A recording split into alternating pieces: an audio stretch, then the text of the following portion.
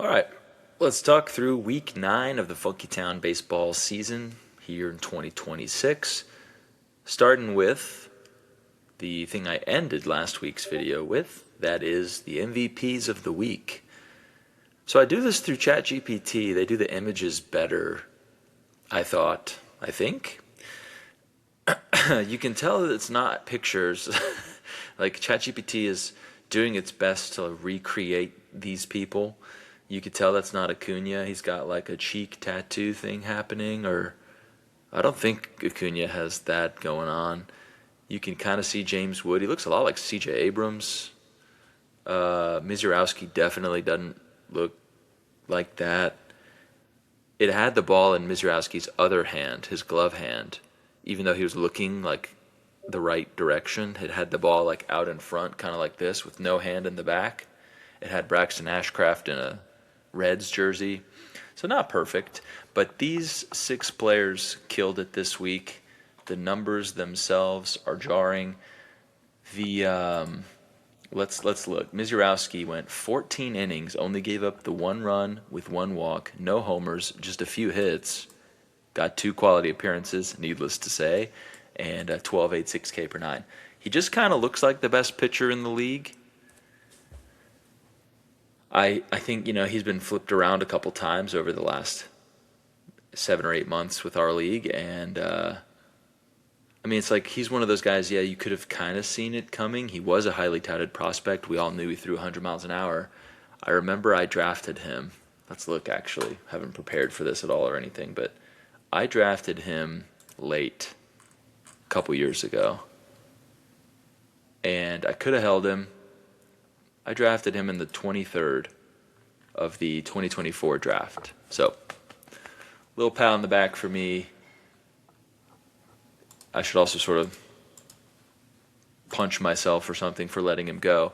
But, we all knew he had potential, but, I think he might just be the best pitcher in the league. Hope he doesn't need any sort of Tommy John or anything at some point, though. That dude throws too hard. Anyway, incredible week from Mizurowski. Had to go down a little bit to look for the next guy because I always like the double start stud. Ben Brown, not a guy you really think of as a weekly MVP recipient normally, but he went 13 innings. I think he gave up 2 runs, not too many walks, struck out 1 per inning, no homers, very low batting average against, a couple quality appearances, hell of a week. And Braxton Ashcraft having a really good season, I believe, kind of breakout season. 2.77 ERA for the whole year, 81 Ks over 74 innings, only 17 walks. He had a really good stretch this last week, throwing twice, getting 2 quality appearances, striking out 11.6 per 9. I think he gave up probably 3 runs.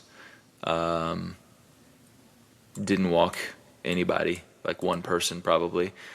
Really strong week from him. The batting was a little bit closer. It was really hard. Like a couple dudes got screwed, I'm not going to lie, not being one of the 3 best batters of the week. But you couldn't deny Acuna.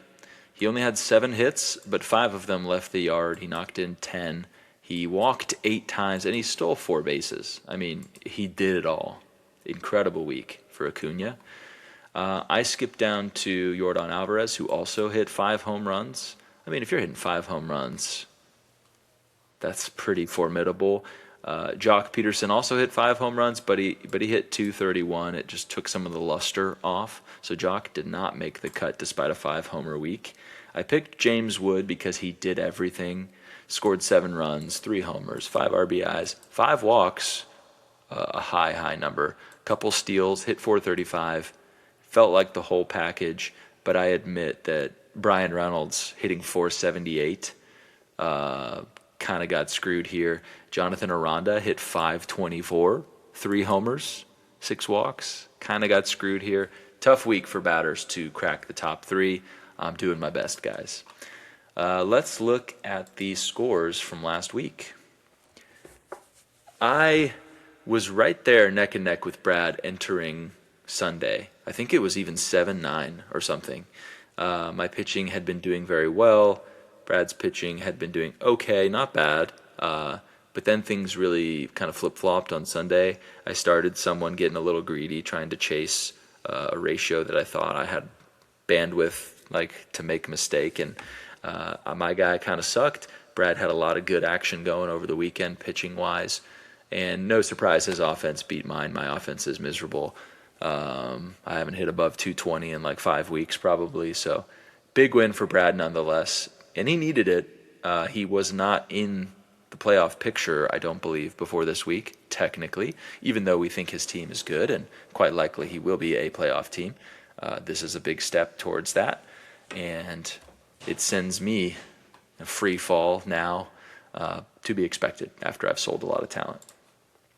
Big matchup here. French beats Frank 11-6, and it wasn't super close on offense in any category. I mean, Frank hit 337. Incredible. I don't know, but that's got to be a top 10 number of all time, I would think. Maybe top 20. 337. Never didn't strike out at all. Slugged 510. That was probably the closest number. And yet he wasn't really close to winning any of the counting stats. French beat him by 13 runs, 9 homers, which 18 home runs in this environment might be the best of the year. It's an insane number. We know 5 of those were Acuna, at least. 51 RBIs, so he beat him by 8 RBIs, 10 walks, and 13 steals. I mean, 13-0 on the stolen base front is crazy. Also beat him by 1 error. Pitching-wise, French also the stronger team overall. This one was close. I mean, 5-3. But, yeah, I mean, French beat Frank legitimately on both sides of the ball. French has yet to really buy in a major way. This is a good sign for French. I mean, he has beaten a couple teams in a row, if I recall. He beat Bo last week. He just barely lost to Corey the week before. And he beat Glenn the week before. So anyway, a nice stretch here for French. Gaining some legitimacy as a true top-tier title contender, I feel, because the offense is just crazy. And the pitching even was good this year. And I know he chimed in recently in the Discord saying he had a lot of pitching injuries. I'm not aware of what they are. I'll look maybe here in a minute. But we had a 14-2-1 win for Maffey over JW. It's to be expected, I think. But JW did just make a big move, which I think we covered last week. I think I got a text from JW saying how his Wheeler acquisition, of course he gets blown up, or the next start. So a nice shiny 6 ERA for JW this week. Not what he was looking for. And a couple close categories in offense, really. Could have gone a couple categories here. Could have made this look a lot better. But pretty decisive win for Maffey. We've got Alex and Jeremiah. Jeremiah been struggling a little bit in the early going, but I think has started to normalize, and the team is not bad. We know that. He's bought a couple big packages of players. So Jeremiah looks like a playoff team when you look at his roster for sure. But it's obviously pretty stiff competition this year, and the beginning just didn't go his way. Good sign for him that he's able to beat Alex. It was all on the back of his pitching. Literally 7 of the 8 pitching categories going to Jeremiah, and only 2 on offense. But they were really good numbers, those 2. So I don't know whether Jeremiah feels like he's a batting or a pitching team per se, but I think he made some pretty big pitching acquisitions as part of the latest deal with Nate. If I recall, there's a couple pitchers in there. And the batting numbers weren't awful, really, from Jeremiah. Alex's offense was just sharp this week. And good thing, too, because he would have got smoked if his offense did not show up. This one, a bit of a puzzling result, but this is the cool thing about fantasy sports and sports in general. So Glenn beats Bo 9-6-2. I haven't looked at the numbers until this very moment. Bo's pitching really struggled. Maybe the first time all season that has happened. The pitching has just been such, top tier. So that's a surprise, but bound to happen. You can't have a great pitching staff the entire year. It's just not how pitching works, Glenn's offense kind of came to play, though. That's the bigger note, I think. 12 homers, 41 RBIs, 8 steals, hitting .260, slugging .474. pretty good numbers from Glenn there. Bo's offense, not a lot to write home about. So Glenn taking advantage, probably bumping himself up one in the standings. I'm going to guess it's kind of a three teams down close to the bottom are him, Duran, and JW for now. So disappointing for Bo, but you can't win them all. Nate beating Corey 10-7 with a phenomenal offensive week. 14 home runs, 40 runs and RBIs, 30 walks, 270, 492 slugging. So, I mean, Nate is firmly entrenching himself as the best team that will not make the playoffs, because I don't think he'll want to make the playoffs. He is building a nice buffer for himself above the non-playoff group. I'm probably next in that group, but I'm over 10 games behind him. So with a win like this over a quality team that we know is making the playoffs, one of the higher VTL teams in the league so far in Corey, Nate's in really good position to capitalize on a high draft pick this year. If not one, because there will be at least 8 or 9 teams going for it, at least for now. He's likely to have a top 3 pick this next year, it would seem. Good week for Nate. Disappointing for Corey to lose to a team who's, not a prime contender, but Nate still has some pretty nice pieces left over. We'll see if he ends up selling them or keeping them. And yeah, the week of the expansion team, Duran getting a win over Casey. So Casey's offense, pretty good. I mean, 233 average sucks, obviously, but 18 home runs, just like French. What an incredible number in this environment. 46 runs, 51 RBIs, both excellent numbers. It was the pitching. Duran's pitching has actually been really bad since the beginning of the year, and he's recently sold more pieces. So, cool for Duran just to get a nice bounce back. He's had a pretty rough couple weeks, I think, and the standings are showing it. He's pretty low down.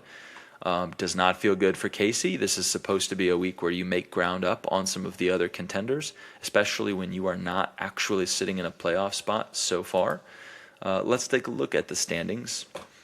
We have Alex still at the top, 6 games up on the next team, which is Corey, despite a loss this week. But we have a hell of a race shaping up for second. Corey, 6 games back of Alex. I'm reading this correctly, right? That's games back. Yeah, it's got to be. Where's the header, though? I'm a little bit confused by the lack of a header on this chart. There we go. Alex at the top. Corey 6, French 7, Frank 7 games back. Now, that would be more exciting if there were 2 buys. There are not. We are now a 14-team league. 7 teams make the playoffs. That means only one person's getting a bye. But 3 teams keeping themselves in the hunt there with Alex. All it takes is one big loss. And who knows? That could flip-flop. Bo and Maffey now. Bo with a loss and Maffey with a massive win. And Brad with a massive win. They're all bunched up together, separated by 1 game for 5th, 6th, and 7th. And then Nate is the next team up. He has a 9-game cushion over Casey. We know Casey wants to make a push and try to make the playoffs, of course. Nate would love to stay right there at 8. Nate obviously very close currently with Bo, Maffey, Brad. I expect as the season progresses, Casey should rise. Casey making another acquisition last night with me. Casey and Jeremiah will both probably continue to rise. They have the talent to win some games. Nate and I will probably then shift below them. And then it's that bottom 3 group of Alex, Glenn, and JW. JW would be a natural contender to rise up substantially after going on a bit of a buying spree here the last week or two. The last week, really. So anyways, this is how the standings are looking today. We did have a couple moves this week, a couple really the most inconsequential of moves, perhaps. All 3 of them really not moving like the foundations of the league. One, For a midseason trade, this might literally be the least a player has ever been sold for. Johnny DeLuca goes from JW to Glenn. Johnny DeLuca is hitting 270 and doesn't do anything else well. So I don't quite understand why you'd want to keep Johnny DeLuca if you're Glenn. But he did have an 812 OPS last year, so shame on me, because that's much better than I knew. I did not know Johnny DeLuca had that in him. I don't know what the at-bat total was last year. 57. You know what? I take that back. Shame on Glenn and JW instead of me. I don't think Johnny DeLuca is worth keeping even at a modest cost, but it was not expensive. A 25th round pick got the job done for Glenn, so it's not like it's a big deal. I'm not trying to be overly dramatic. It just, when I saw it come through, I was sort of like, okay. But you guys do you. I made a trade last night. Casey acquiring Bryce Miller, who is on fire so far. 4 starts this year, 21 innings pitched, a 1.71 ERA, striking out 1 per, and he doesn't walk anybody. The splits suggest that he's really maximized his 2 starts at home, where strikeouts and hitters just can't see the ball from that batter's eye. 2 starts on the road haven't been elite in terms of the hit. He's allowed hits, he just hasn't allowed runs. So bit of a gamble for Casey, because we know that last year Bryce Miller's numbers were pretty bad. The year before they were pretty amazing. So he's a weird guy, hard to know. Casey's offense has been pretty good. The pitching has not been as good. So he gives up Wilyer Abreu, who's a $5 keeper, hitting 284, but maybe a little bit of empty calories here. I mean, he's not exceptional in any area except for batting average, but he's cheap, so it was a win for me. I also acquired Brooks Lee, who is doing better than he's ever done before, but that doesn't mean much when he's not done very well in his brief young career. If anything, though, you can see rookie year he had a 585 OPS. Next year he had 654. So far he's at 740. So give him 3 years, he'll be at about 1100 OPS, and I'll be the firm winner of this deal. Cedric Mullins, just a throw-in that I had to give in order to make the trade process last night. And I also picked up a 7th round pick in the process. Today we saw Otto Lopez, probably the best player on Glenn's team, best hitter at least, get traded to JW. Otto's on a good contract, 813 OPS, though he doesn't walk much.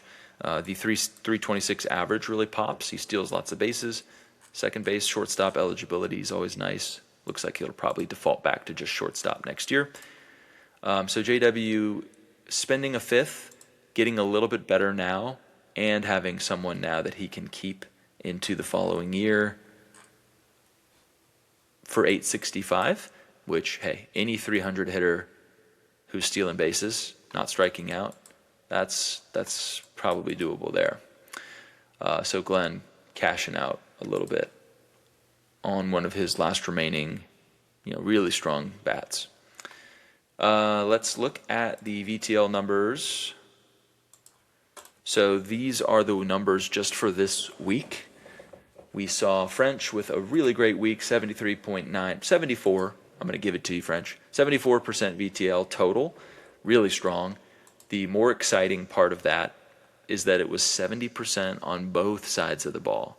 That is rare, really rare. I mean, we're probably talking less than 30 or 40 times ever that a team has done 70% on both sides of the ball. And the number of those, 30 or 40 that have occurred in the second third of the season as opposed to the last, much less, because usually super teams maybe are capable of this, but you haven't even sold your first, second, or third, to my knowledge. So it's looking up for French. Strong performances lately from him. Frank and Brad both with excellent weeks. It was my unfortunate destiny to be matched up against Brad. I had a 62% pitching VTL, which was 4th best in the league, a good number.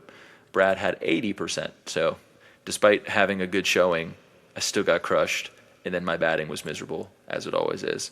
And Brad took care of business there, even with just a little bit above average numbers. Jeremiah, Alex with good weeks, not great weeks, 56, 55%.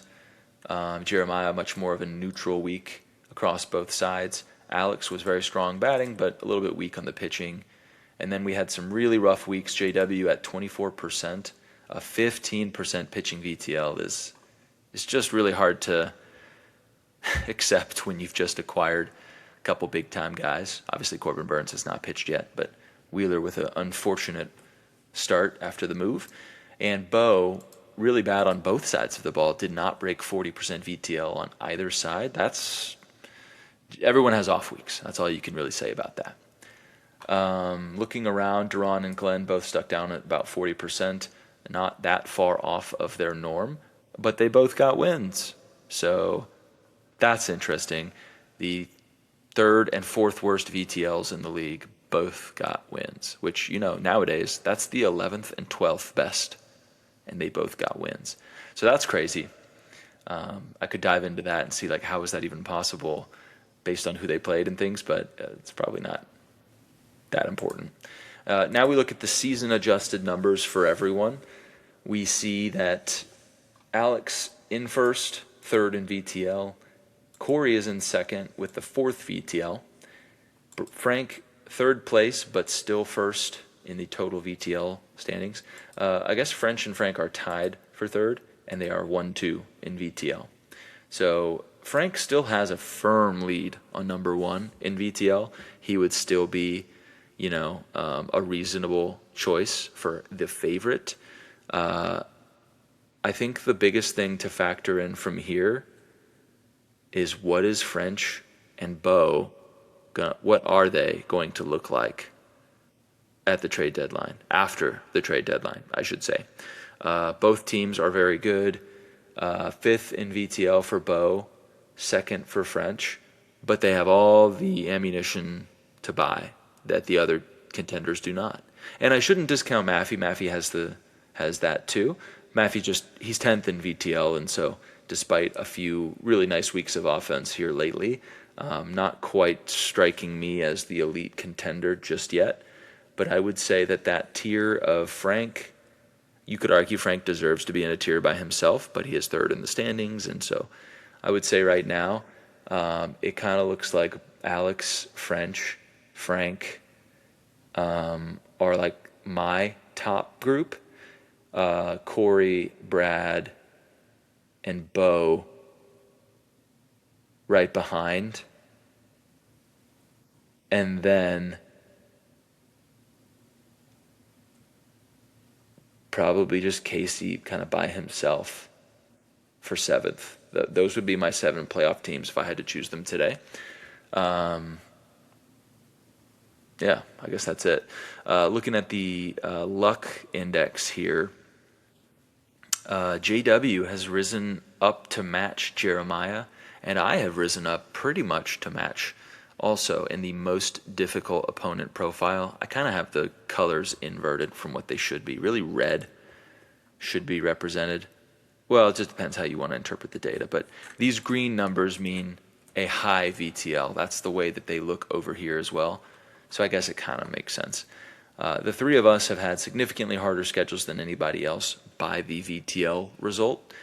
JW and I, and Jeremiah, actually, we're all bottom 10 teams at this point. Maybe I'm 9, but it's not going to be long until Jeremiah bumps me out. And JW should certainly rise, you would think, as well. Teams that have had a very easy schedule, French, Brad, Nate, so far, though Corey and Maffey are not like super far behind them either. So I think that's a pretty good look at everything that's happened over the last week. Let's look at this week's matchups. Myself and Jeremiah, so I own Jeremiah's first round pick, so I need time to lock in, send him down 17-0, solidify my pick as one of the first 7 in the draft. Quite unlikely that will happen. We've got Frank playing Glenn, JW and Brad. French and Maffey, kind of an exciting one there, 2 big offenses. Alex facing Duran. We must have some good ones here at the end. Yeah, Corey and Bo a matchup we could see again in the playoffs, and Casey and Nate, who Casey obviously needing to progress a little bit here. We're mid-season, and he's still not in the playoff field, so this would be a nice time to knock out one of the folks in between him and his playoff spot. So with that, I believe that's all we got. I will do this again next week.